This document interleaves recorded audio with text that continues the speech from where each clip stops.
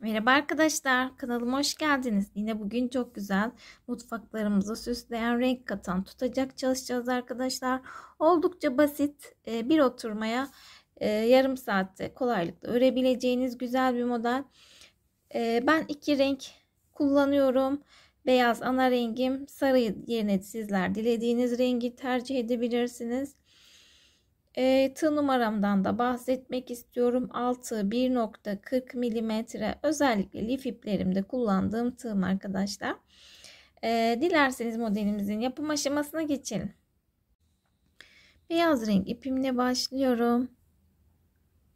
1 2 3 4 5 6 tane zincir çektim. İlk zincirime batarak bir halka oluşturdum. Tekrar bir zincir çekiyorum. İlmeğimi uzattım. Halkanın içerisinden toplamda 3 tane ilmek alıyorum. Tuttum, topladım. Arada 1 2 zincir, tekrar ilmek alıyorum. Halkanın içerisine girdim. Yine 3 dolamalı bir fıstık, kapattım. Arada 1 2 zincir, tekrar ilmek aldım. Halkanın içerisine girdim. 3 ilmek aldım. Tutuyorum.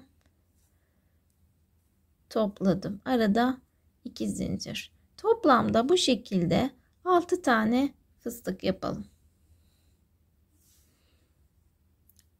6 tane fıstık oluşturdum. 2 zincir çektim. İlk yaptığım fıstığın tepe noktasına kaydırma yöntemiyle sabitleyip bir zincir çektim. Tekrar ilmek alıyorum. Yine 3 dolamalı bir fıstık yapıyorum. Kapattım. Bir zincir, tekrar üzerine bir fıstık, 3 dolamalı.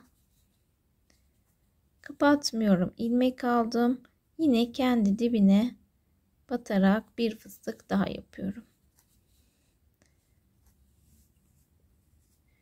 İkisini birlikte topladım.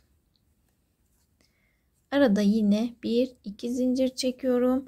Bir sonraki ikinci fıstığın üzerine geçtim. Tekrar buraya 3 dolamalı bir fıstık. Kapattım. Bir zincir, tekrar tepe noktasına bir.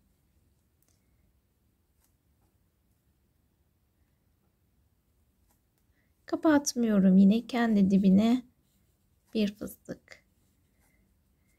İkisini birlikte topladım. Arada 2 zincir. Bu sıramızda her fıstık üzerine bu şekilde bademler yaparak sıra başına kadar gelelim. Sıranın başına geldim. Her fıstık üzerine fıstıklarımızı yaparak 2 zincir çektim. İlk yaptığım fıstığın baş kısmına kaydırma yöntemiyle sabitledim. Bir zincir, tekrar hemen birinci sırada girişte bir fıstık yapıyoruz. Bunu kapattık. Bir zincir, tekrar tepe noktasına bir.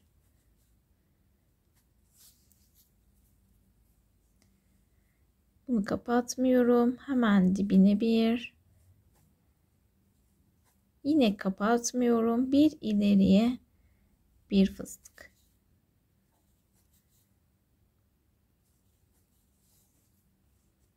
Üçünü birlikte topladım. Bir zincir. Tekrar tepe noktasına bir. Alt sıramızda bir fıstık vardı. İkinci sırada olduğumuz için arttırma yapmamız gerekiyor. Yıldız tekniğinde de arttırma yaparken her zaman sonda ikili topluyoruz. Bu şekilde ikisini birlikte topladım. 1 2 zincir. Gördüğünüz gibi arkadaşlar, altta bir fıstıktı. 1 2 fıstığa çıktı. Arada 2 zincir çektim. Bir sonraki dilime geçiyorum. Hemen buraya bir fıstık yapıyorum yine. İlk fıstığımızı kapatıyoruz. Bir zincir, tekrar tepe noktasına bir, dibine bir,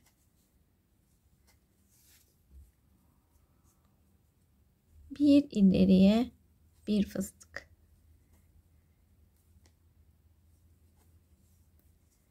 Üçünü birlikte topladım.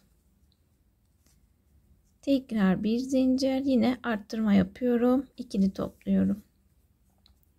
Tepe noktasına bir, hemen buraya dibine bir. İkisini birlikte topladım. Bir, iki zincir, bir sonraki dilime geçiyoruz. Bu sıramızı da yine sıra başına kadar 2 fıstık şeklinde arada 2 zincir çekerek tamamlayalım. Evet arkadaşlar, ikinci sırayı da bitirdim. Üçüncü sıraya geçiyorum. Hemen yine bir fıstık yapıyorum kapalı. Bir zincir, tekrar tepe noktasına bir,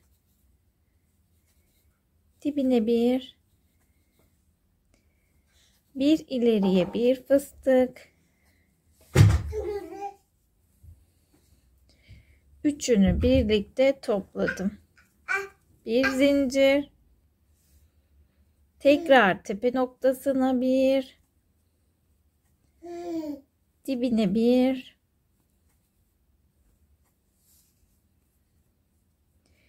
ileriye bir. Üçünü birlikte topladım. 2 fıstık oldu. Yine 3. sırada olduğumuz için 3 fıstık olması gerekiyor. Sonunda bir arttırma yapıyorum. Arttırma yaparken her zaman söylüyorum. Yıldız tekniğinde sonda ikili topluyorum. Arada bir iki zincir. Bu sıramızda 3 fıstık şeklinde her dilimleri tamamlayacağız. Yine sıra başına gelene kadar bu şekilde 3 fıstık şeklinde tamamlayalım. Evet arkadaşlar, 3. sırayı da yaptım. İpimi kestim.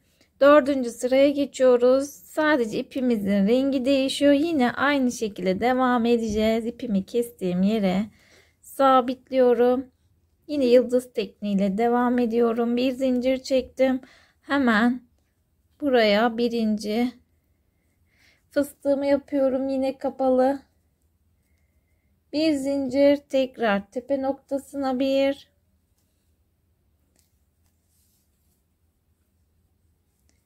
Kapatmıyorum, dibine bir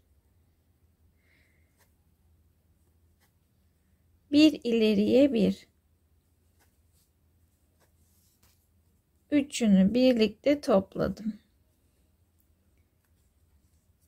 Biraz hızlandım arkadaşlar. Daha alt sıralarda yaptığımız şekilde devam ediyoruz. Farklı bir işlem olmadığı için. Videom size hızlı gelirse ayarlar kısmından video oynatma hızını azaltabilirsiniz.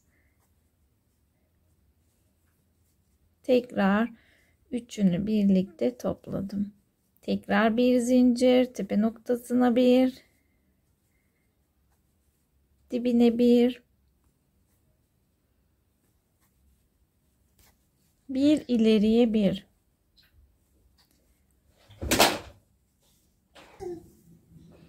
Üçünü birlikte topladım. Burada 4. sıramız olduğu için 4 fıstık olması gerekiyor. Yine sonda bir arttırma yapıyorum. İkili topluyorum. İkisini birlikte topladım. 2 zincir. Bu sıramızda yine sıra başına kadar 4 fıstık şeklinde tamamlayalım. Evet, 4. sıramızda tamamladım. Bu şekilde üzeri 4 fıstık gördüğünüz gibi. Şimdi kaldığımız yerden devam edelim. Bir zincir çektim, ilmek aldım. Bir sonraki ara boşluğa bu şekilde ikili trabzan yapıyorum. Affedersiniz arkadaşlar. Tekrar göstereyim. Yukarı kaydırmışım. İlmek alıyorum. Bir sonraki fıstık arasına bu şekilde 2 defa da çektim. İkili trabzan. Tekrar ilmek alıyorum. Aynı yere batarak ikili trabzan. Tekrar ilmek aldım. ikili trabzan 3 oldu. 4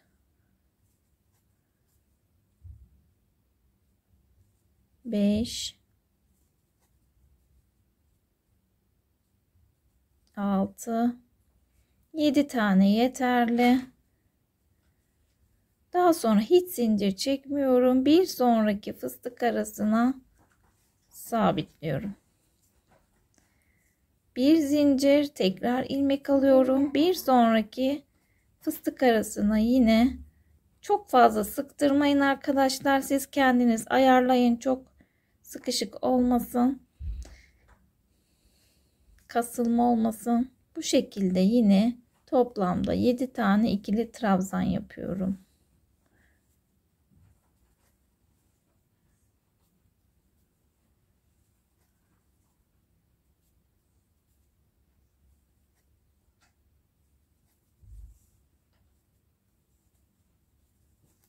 Yedinciyi yaptım.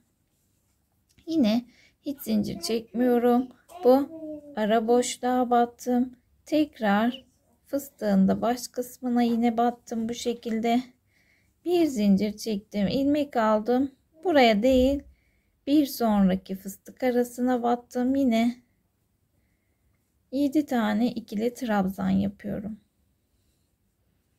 2 3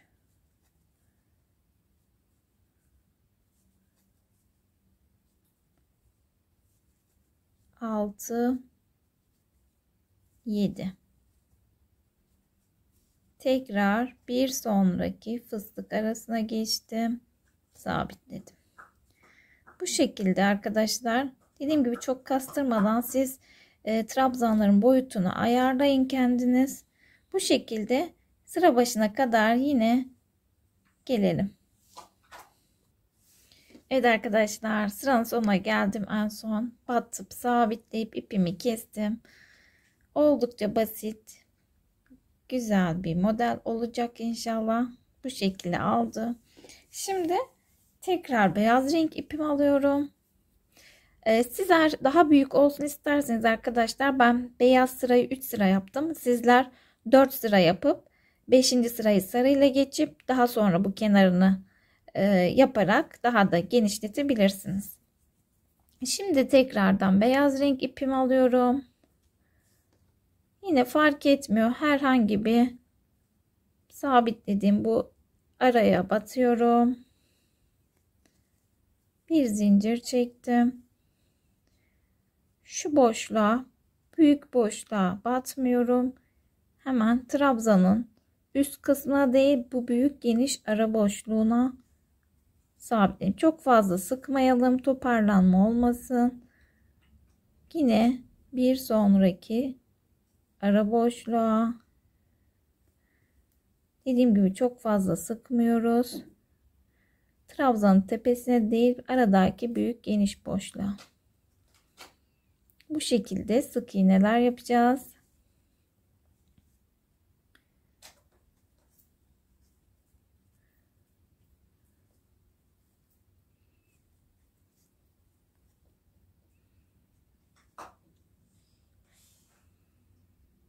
Tekrar ara noktaya geldim, battım. Burada bir zincir çekelim veya çekmeyi de bilirsiniz, siz bilirsiniz. Yine ilk geniş boşluğa batmıyorum. Bir sonrakine sık iğne yapıyorum. Her trabzanın arasına sık iğne yapıyoruz. Hiç zincir çekmiyoruz.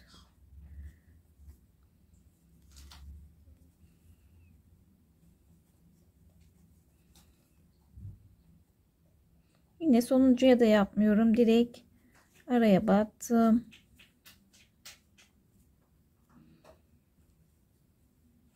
Yine buradaki büyük boşluğu da atlıyorum. Bir sonraki trabzana. Burada bir zincir çekeceğim ben. Dediğim gibi siz çekmeyebilirsiniz.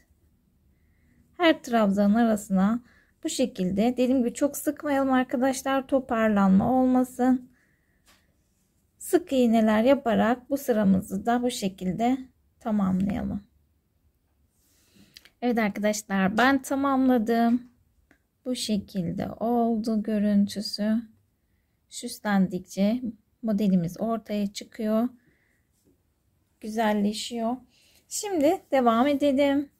Tekrar beyaz renk ipimize devam ediyoruz. Fark etmiyor, şu ara boşluğu takip eden araya ipimi sabitliyorum.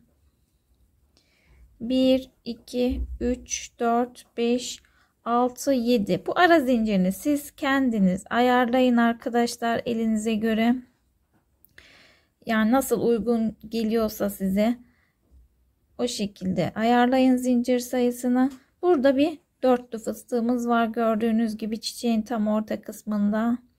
Bunun da tam ortasına gelen bu beyaz fıstığın orta kısmına bu şekilde çok fazla sıktırmadan sabitledim. Tekrar 1 2 3 4 5 6 7 tane zincir çektim. Tekrar bu ara boşluğa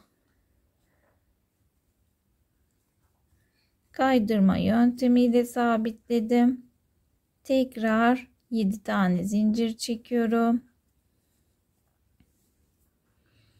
Yine bu çiçeğimizin 4 yaprağı var. Ortasına gelen beyaz kısmın tam ortasına bu şekilde sabitledim. Tekrar 7 zincirle yukarı çıkıyorum. Bu fıstık boşluğuna gelen yere, araya, şu araya da batabiliriz. Kaydırma yöntemiyle sabitledim. Tekrar 7 zincir. 7 zincir benim için ideal bir boyutta arkadaşlar. Bu şekilde alıyor görüntüsünü. Dediğim gibi siz elinize göre kendiniz ayarlayın. 6 zincir de denk gelebilir elinize göre. Yine beyaz fıstığın orta kısmına sabitledim. Çok fazla çektirmeyelim. Tekrar bu araya sabitliyorum. Tekrar 7 zincir.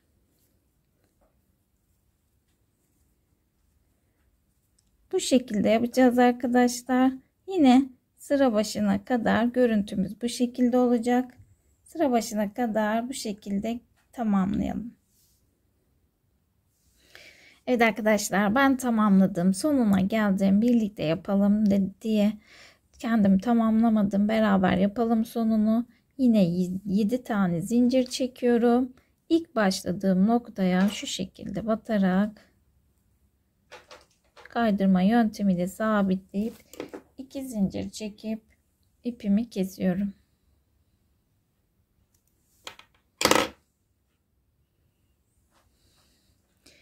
Evet arkadaşlar, oldukça güzelleşmeye başladı. Gerçekten çok tatlı, çok güzel oluyor. Ben de sizlerle beraber ilk defa örüyorum. Gayet güzel, bardak altlığı bile olabilir.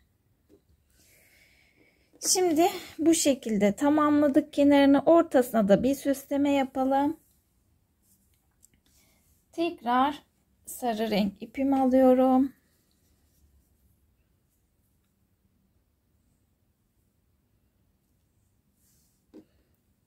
Şu şekilde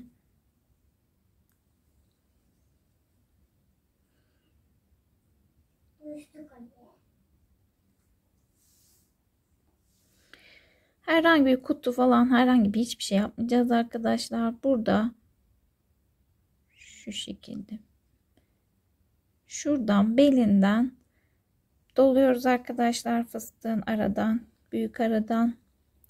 İpimi bu şekilde sabitledim.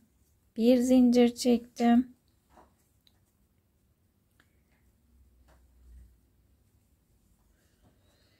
Daha sonra burada fıstıklar yapıp 6 tane arada 2 zincir çektiğimiz yer var. İlmek aldım. Hemen bu zincire yine ikili trabzanlar yapıyorum. 1, yine 7 tane trabzan yapacağım. 2, 3, 4, 5, 6 ve 7. 7 tane trabzan yaptım. Yine burada belinden battım. Sık iğne ile sabitledim. Tekrar bir zincir çekiyorum. İlmek aldım. Bir sonraki zincir boşluğuna. Yine 7 tane trabzan yapacağım. 1. Siz trabzan boyutunu kendi isteğinize göre ayarlayın.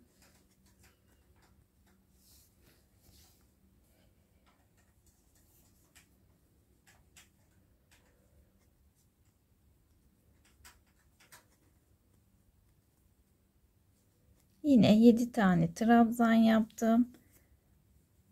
Bir sonraki yine bu boşluktan belinden sık iğne ile sabitledim. Bir zincir çekiyorum. Bir sonraki zincir boşluğuna. Şuraya. Yine 7 trabzan. Bu şekilde tüm kenarları zincir boşluklarına 7 trabzan. Burada arada belinden geçiyoruz arkadaşlar. Bu şekilde buraya kadar aynı şekilde tamamlayalım. Evet arkadaşlar, ben tamamladım. Gerçekten çok cici, çok güzel oldu. Çok beğendim ben. Dediğim gibi sizlerle ilk defa ördüğüm için bitmiş halinde ilk defa kendim canlı olarak görmüş oluyorum. Çok güzel. Bunun aynısından farklı hiçbir işlem yok. Bir tane daha yapacağız. Daha sonra da birleştirmeye geçeceğiz. Yapamazsanız eğer videoyu geriye alarak tekrardan izleyerek de yapabilirsiniz arkadaşlar. Şu şekilde iyice yakından göstereyim. İkinciyi de örelim. Devam edelim. Evet arkadaşlar, 2 tane motifimi oluşturdum bu şekilde. Aynısını ördüm. Şimdi birleştirmeyi yapacağız fıstıklarla. Hemen bitirdiğim noktaya en son batarak bir fıstık yapıyorum.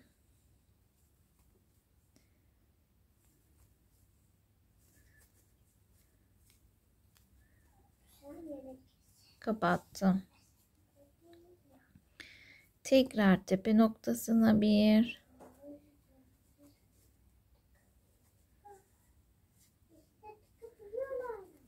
kapattım. İsterseniz sarı renkli de yapabilirsiniz, nasıl isterseniz.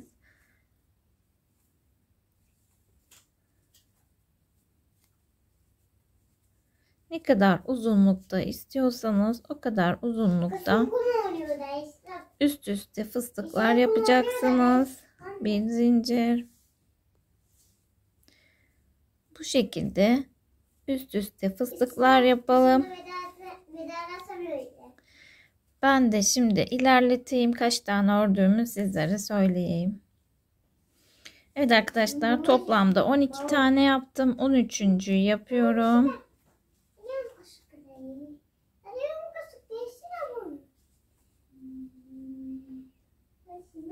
Kapattım. Bu şekilde yarım kapattım. Yine boşluğa gelen kısım yine herhangi bir yere şu şekilde battım. Bu şekilde topladım. Tekrar bir zincir çekip aynı yere bir defa daha batıyorum, sağlam olsun. 2 zincir çekip ipimi koparıyorum.